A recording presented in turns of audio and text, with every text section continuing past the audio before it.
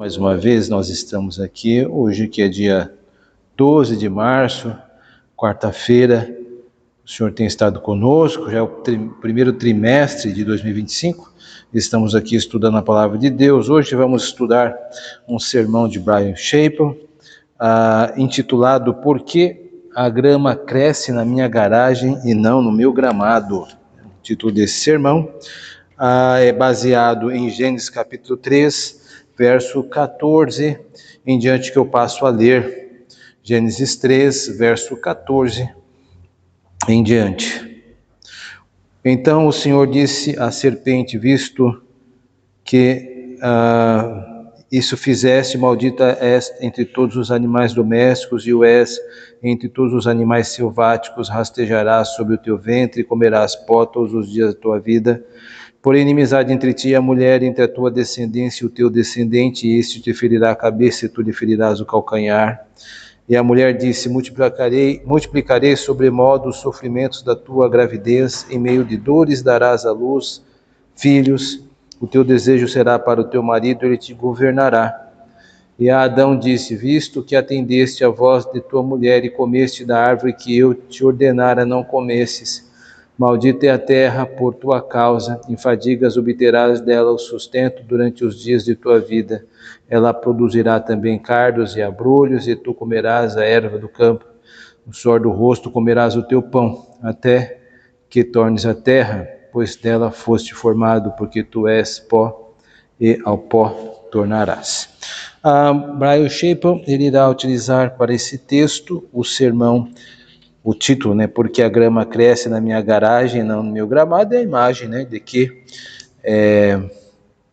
aquelas garagens que tem em casa, onde você coloca um piso, mas às vezes o capim, se você coloca só um contrapiso, se você não fizer bem, ele teima em crescer mesmo entre o contrapiso. Vocês chegaram a ver isso. Lá na minha casa, por exemplo, logo na entrada, passaram o contrapiso, mas esqueceram um ponto ou outro, e o capim está sempre crescendo, e tem que dar uma cortada. Aí pensa-se, o lugar do capim é na garagem? Claro que não, o lugar no jardim, mas porque vem crescer justo na garagem para atrapalhar as coisas. Esta é a imagem que ele quer passar para a gente. E aí ele continua na introdução. No início do meu ministério pastoral, havia um pai de 4 filhos, de 42 anos. Uma dessas crianças era recém-nascida, quando o pai de 42 anos teve um ataque cardíaco e morreu. Quando fui chamado para a casa da família, havia uma avó bem intencionada que reuniu as crianças na sala para conversar comigo e disse-lhes: Deus quis que isso fosse para o bem, filhos. Deus quis que fosse para o bem. E um adolescente de 13 anos, que não conseguia entender muito isso, disse: eu gostaria que Deus fizesse o bem em outro lugar. Quero que você reconheça que a Bíblia faz é abordar essas questões mais difíceis. Porque há sofrimento e dificuldade no mundo. O título deste sermão, Porque a grama cresce na minha garagem e não no meu gramado, é apenas uma maneira leve de entrar nos assuntos mais difíceis, porque o mundo não é do jeito que deveria ser. É isso realmente o que um Deus bom e grande faria? E a Bíblia simplesmente responde a pergunta: não. Não é assim que deveria ser. Então ele continua agora. Este sermão, antes de continuar, ele introduziu o tema. O tema do sofrimento é sempre um tema muito pessoal, O auditório ele fica muito sensível a isso, e ainda mais quando aborda uma questão, de certa forma, com muita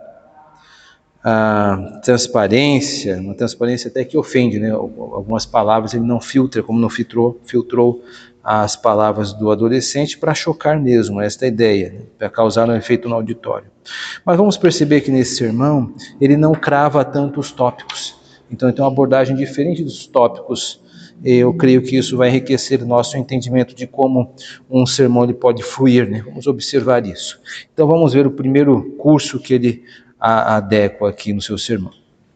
E ele continua: quando a Bíblia começa a apresentar como é o mundo, o que estamos enfrentando, ela diz claramente qual é a causa do mal. A declaração causal começa no versículo 14. O Senhor disse à serpente, aquela representação do mal que tentou Adão e Eva: Porque você fez isso, maldito é sobre todos os animais dos campos. Essa entidade espiritual representa o mal no mundo espiritual, é a causa do mal no mundo espiritual. Mas esse não é o único lugar onde a dor ocorre no mundo físico também.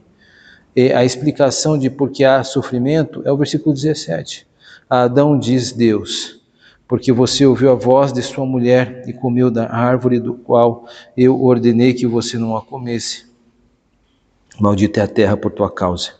Assim como a água corre em um sulco, Deus está buscando que nossos corações corram de acordo com as Escrituras e entendam sua explicação de por que há dificuldade no mundo. E ele diz, porque o vírus do pecado entrou no software da criação e começou a tocar em tudo. Agora, talvez isso pareça bobo para você, mas pelo menos você deve ver o que a Bíblia está dizendo. O que a Bíblia está dizendo são os efeitos. Não só o pecado é a causa da dor, do sofrimento, do mal, mas os efeitos são amplos e vastos. O primeiro deles é uma batalha que começa. Então, na verdade, ele vai subdividir agora em 3, mas olhando aqui, ele tem razão. É bem lembrado que, embora o nosso adversário ele tenha iniciado conosco a sua guerra no Éden, ele é um ente, né, que apresenta-se como um antideus, né, um anticristo, e ele não tem origem no Éden somente, ele é um ser que vem de outro lugar, né, e ele já vem com este mal, né, ele representa esse mal espiritual, e por causa disso acabou também fazendo do homem o seu aliado no primeiro momento, né? E depois causou a queda, que é aqui que ele vai entrar na questão de batalha. Eu creio que ele vai entrar mais nisso, não vou me adiantar, mas vamos deixar as nossas antenas ligadas no que ele vai dizer acerca da serpente. Vamos avançar um pouco mais. Então ele vai dizer que tem uma batalha em 3 partes. A primeira, Deus diz a Satanás no versículo 15, né? Que é um lembrete em 3 partes da batalha. Né? Primeiro, Deus diz a Satanás, por inimizade entre você e a mulher, entre sua descendência e a descendência dela. Ele te ferirá a cabeça, tu lhe ferirás o calcanhar. Na grande batalha, há alguém que será esmagado. Afinal, o ferimento, o hematoma na cabeça, é indicado como golpe mortal. E aquele que receberá esse golpe mortal é aquele que trouxe a tentação do mal ao mundo. Ele recebe sua própria maldição, por assim dizer. Esse é o versículo 14. Porque fizeste isso, maldito, a ti mais do que todos os animais, acima de todos os animais do campo andarás sobre o teu ventre, pó comerás todos os dias da tua vida. Este satânico, este espírito do mal, é identificado agora como tendo domínio e a dieta do pó. Ele vai fazer parte do mundo. Vai ser o que ele ingere, bem como o que ele influencia. É o lembrete de que uma batalha está em andamento. Há alguém que busca o nosso mal. O Novo Testamento pega a linguagem de uma outra maneira, correto? Que Satanás é como um leão que ruge buscando a quem possa devorar. Há mal no mundo. Isso nos toca de maneiras que não podemos nem imaginar espiritualmente, bem como fisicamente. Nossas famílias, bem como as nossas personalidades, tudo sendo tocado e afetado. E a grande batalha não é apenas entre Satanás e a humanidade. Há outra batalha que daqui a pouco a gente vai tratar. Mas veja aqui, a primeira batalha é a questão de Satanás. É curioso que, se no pentecostalismo há uma grande exploração na figura do adversário, quase que um endeusamento de tanto que o nome dele é enunciado, no nosso meio, às vezes, nós o ignoramos por demais. E nos esquecemos que ele é um personagem, um ente que tenta o nosso mal e está por detrás de muita da mentalidade mundana aqui nesta terra. O fato é que ele está aqui.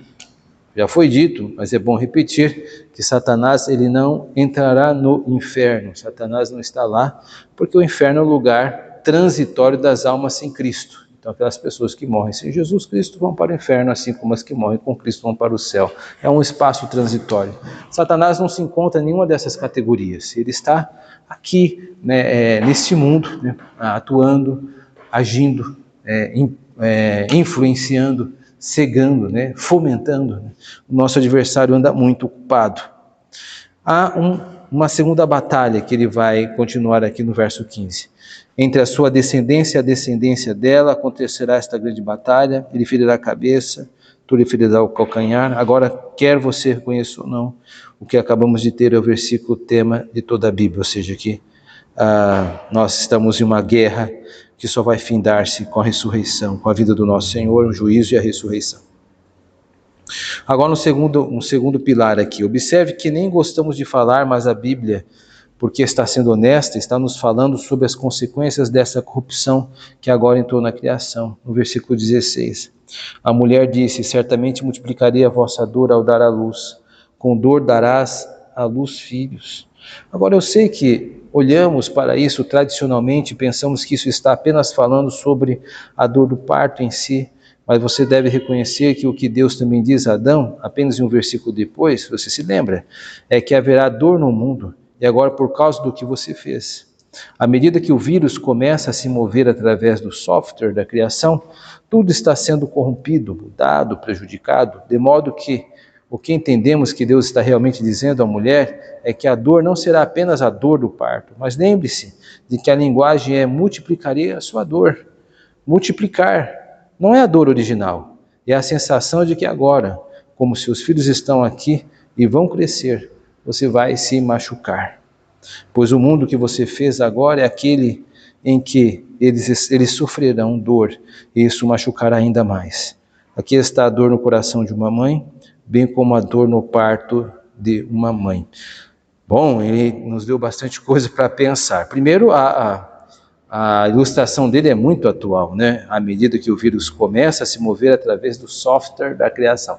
Eu não sei se vocês mais antigos lembram, né? O software é um programa de computador, né? Software. O vírus, ele é um pequeno problema, né, que se multiplica.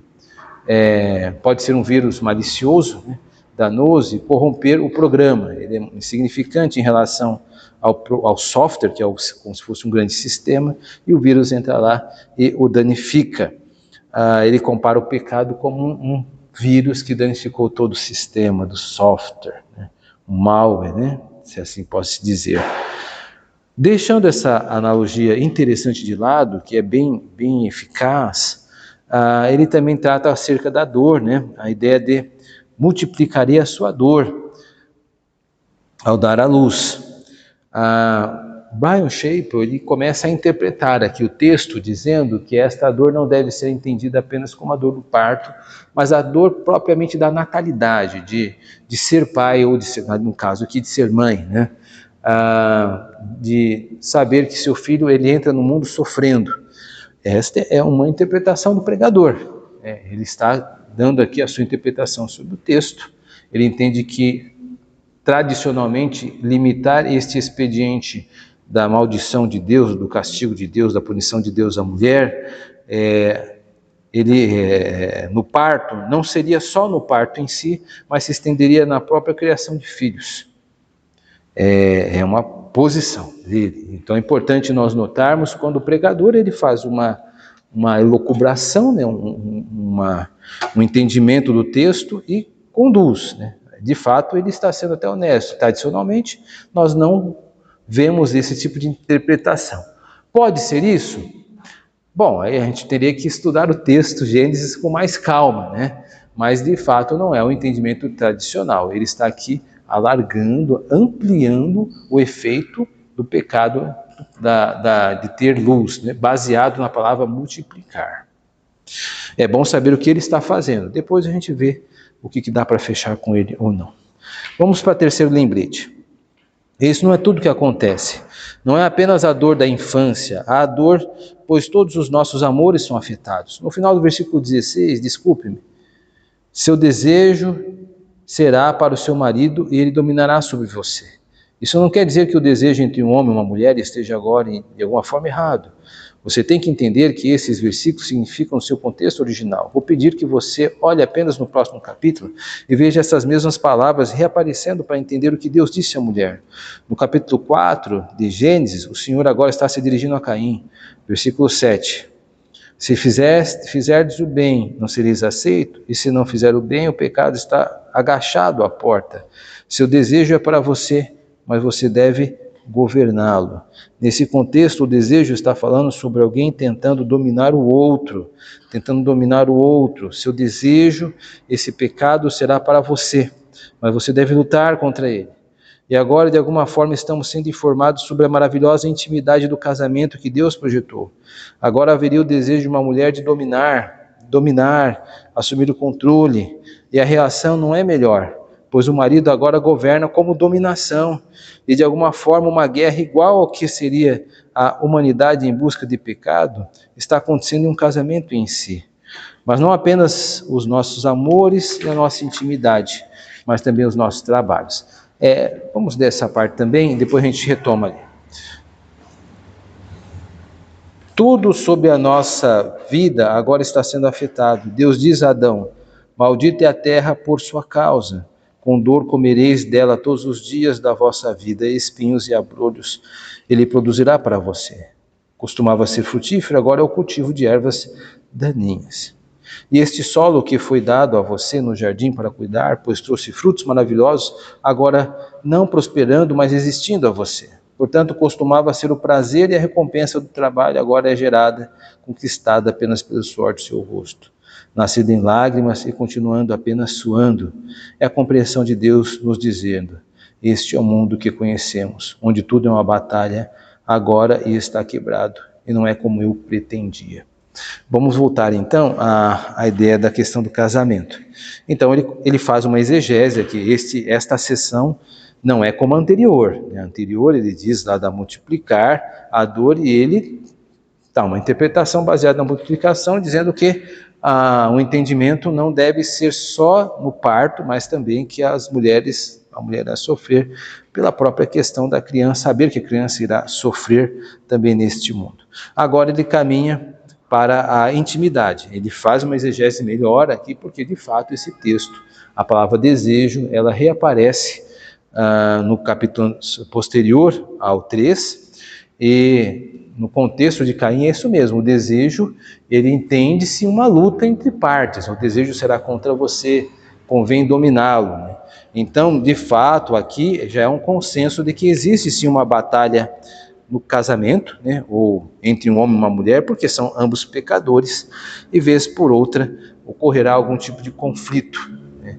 É claro que temos que dar um desconto, né? Ele está falando de uma forma que, vamos usar um termo, como um arquétipo. O que é um arquétipo? É uma construção de alcance universal. O que ele quer dizer não é da realidade, intimidade de cada casal, claro, mas que num casamento existe a questão do domínio entre o homem e a mulher. Precisa haver um consenso, precisa haver harmonia, mas essa harmonia não será tranquila, né? Precisará ser negociada, precisará ser concedida. Há um texto puritano muito interessante que diz que se o homem precisar exigir a submissão da mulher, já está perdido. A submissão não é algo que se exige, é algo dado, consentido. Se você exigiu, já não é submissão, é imposição. A submissão é um ato voluntário. No questão do trabalho, tem um livro do Timothy Keller que fala sobre o cristão no trabalho. Ele vai avançar mais nesse assunto que o Chappell traz, mas que de fato, né, a ideia do trabalho, ele não é só o trabalho agrícola, mas tudo aquilo que tem na disposição do nosso trabalho, no melhor dos nossos dias, ainda assim não seria igual se nós não tivéssemos pecados. Ou seja, mesmo no melhor dos meus dias, com o melhor das minhas forças, no melhor dos meus produtos, ainda assim será com muito esforço. Então, os nossos trabalhos não rendem, nossos trabalhos temos dificuldade, porque isso também faz parte dessa herança do pecado.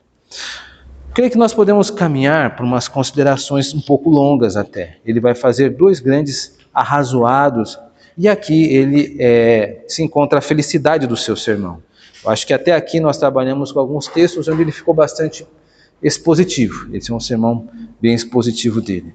Mas é agora que ele vai nos levar um pouco mais longe. E vale a pena acompanhar a sua mentalidade. Então ele vai fazer duas considerações. A primeira sobre as razões. Bom, o que vai acontecer?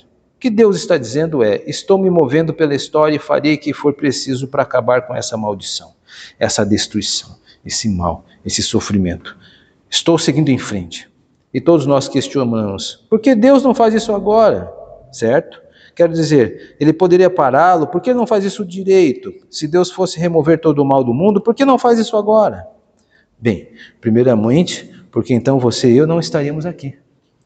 Se ele fosse acabar com todo o mal, nós não existiríamos agora. Se ele estivesse lá atrás, vamos acabar com tudo, nós nem faríamos parte de qualquer história, não estaríamos aqui.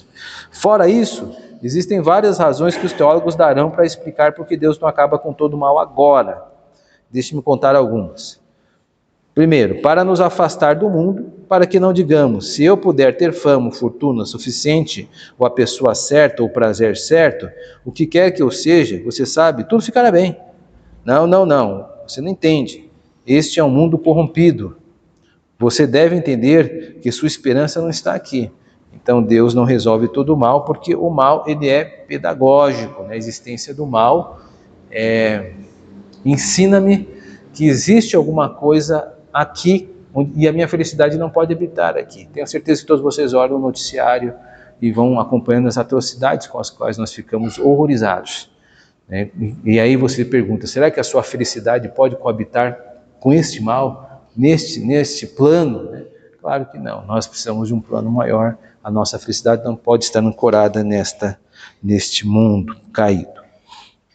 Há outra razão, não apenas para afastar os cristãos do mundo, mas para desviar o mundo do mundo, para que as pessoas realmente percebam a desesperança do que está aqui, e a escuridão que está aqui, para que então procurem outra esperança. Então, quando acontece uma grande situação difícil, pública, as pessoas ficam horrorizadas, mas até mesmo este horror, ele é pedagógico. As pessoas vejam: olha só o que o mundo está nos oferecendo, olha as atrocidades que estão aqui. Lembro que ano passado aconteceu algo terrível, né, que uma pessoa entrou no jardim de infância e atacou crianças. Isso foi de uma indignação e de uma brutalidade inimaginável, né? No Brasil, nós não tínhamos visto de uma forma tão pública, né? O mundo percebe os horrores que produz. Então, embora seja uma coisa estarrecedora, ainda assim as pessoas estão sendo confrontadas com todo o mal do mundo. Terceiro, e a razão pela qual você e eu estamos aqui, é que às vezes experimentando grande sofrimento, é para que possamos levar pessoas a outra esperança. Muitas vezes são as pessoas que mais sofreram nesta vida que são mais zelosas pelo céu.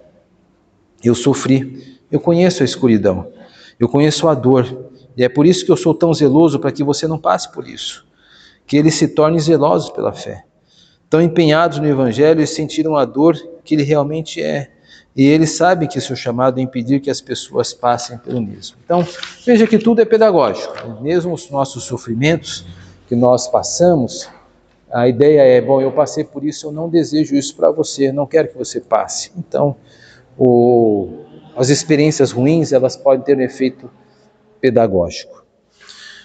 E o segundo grupo de arrazoados é acerca da confiança em Deus. Aqui ele brilha no final do sermão, né? Esses 3 pequenos parágrafos são um bom tesouro. Então ele continua: ele não está de mãos paradas. No final do versículo 15 simplesmente diz, enquanto Deus fala com Satanás: tu lhe ferirás o calcanhar. Aqui está este primeiro evangelho, esta explicação do que vai acontecer. E Deus diz à serpente: ouça, você vai receber um golpe mortal da descendência da mulher. Você vai bater em seu calcanhar. Não será um golpe mortal, mas o ferirá. Você e eu sabemos exatamente o que se trata. Que Jesus viria e viveria uma vida sem pecado e sem qualquer motivo de penalidade fosse colocado contra ele, e tomaria penalidade pelo pecado que você, eu e o mundo mereceríamos. E Deus, sabendo disso, que isso aconteceria, o enviaria de qualquer maneira. Ou seja, Deus não está de mãos atadas, nunca esteve. E se nós olharmos para Deus de forma honesta, como cristãos, não podemos perguntar a Ele se Ele conhece o sofrimento. Claro que Ele conhece, Ele foi crucificado, ele foi estendido no madeiro. Então ele sabe o que é o sofrimento. Outro parágrafo. E a realidade disso está nos dando esperança. Às vezes não consigo entender minhas circunstâncias. Espero que você me ouça dizer muitas vezes ao longo do tempo de ministério entre vocês, que haverá momentos em que não conseguiremos entender nosso mundo. E nossa grande tentação é tentar explicar Deus por nossas circunstâncias. E dizemos, como Deus pode ser bom se essas são as minhas circunstâncias? E a resposta que devo vir a uma e outra vez é dizer é um mundo caído. Mas no mesmo momento, diria a vocês, mas ainda é o mundo do meu Pai. E como eu conheço o mundo do meu Pai, Ele é o Deus que enviou o seu Filho. E eu não o avalio pelas minhas circunstâncias, eu avalio pelo seu caráter. Então, as minhas circunstâncias, elas não podem ser avaliadas pelas flutuações dos meus julgamentos ou das minhas emoções ou pensamentos. Precisa ser avaliado pelo caráter imovível de Deus, por Deus ser quem Ele é. E o que Ele me mostrou em seu caráter na cruz é que Ele ama os pecadores eternamente. Eu os exorto a confiar nele. É um mundo caído, mas temos um Pai que enviaria seu Filho para nos resgatar. E por essa razão confiamos nele, mesmo quando muitas coisas não fazem sentido. Aqui ele foi brilhante, né? Aqui ele parece muito com um livro do Philip Yancey, que fala Deus sabe que sofremos, um livro antigo, né, da década de 90, onde ele trata sobre a questão do sofrimento, ele caminha com esse tipo de pensamento. Existem certas situações, ele toca aqui, que nós não sabemos por que acontece, e nós não devemos interpretar, porque nós não temos todas as informações. Então, por que isso aconteceu comigo? Por que isso aconteceu com ela? Por que isso aconteceu com ele? Fulano é tão boa, fulano é tão correta, isso não é justo. Ora, meus irmãos, nós não temos todas as informações deste lado do céu, não podemos saber.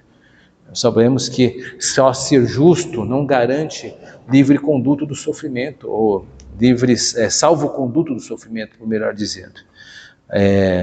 Veja o Filho de Deus, né? Mesmo sendo justo, sofreu morte e morte de cruz. E não só apenas ele, mas todos aqueles que seguiram as suas pisadas, como os apóstolos, os mártires cristãos do primeiro e segundo século, os santos no Antigo Testamento. Então, o pior produto que as pessoas estão comprando hoje, essas seitas neopentecostais, é a ideia de que ser cristão lhe dá um salvo-conduto de sofrimento. Não dá. Salvo-conduto, você sabe que é um documento que garante proteção enquanto estivermos em trânsito, né, nessa área. Nós não temos esta garantia de Deus, muito pelo contrário. Jesus Cristo disse que quem quiser vir após ele, negue-se a si mesmo, carregue sua cruz, né? O Filho do Homem não tem onde descansar a cabeça, não tem um ninho para se agasalhar. O Senhor não prometeu para nós salvo-conduto. E também não nos prometeu que tudo faria sentido. Certas coisas para nós não fazem sentido, né? Ainda. E mais para frente, quando tudo se planificar, talvez você não queira nem saber. Então, o que é mais importante é nós evitarmos a sanha da especulação. De ficar especulando por que fulano sofreu, por que você sofreu, nós nunca sabemos. Nunca saberemos, não temos todas as informações. Precisamos confiar que Deus nos trata muito melhor do que nós merecemos. Principalmente porque nós temos Jesus Cristo. Que Deus nos ajude, meus irmãos, e que este sermão do Chapel possa nos consolar em tempos sombrios, que aliás nunca são pouco nas nossas vidas. Amém.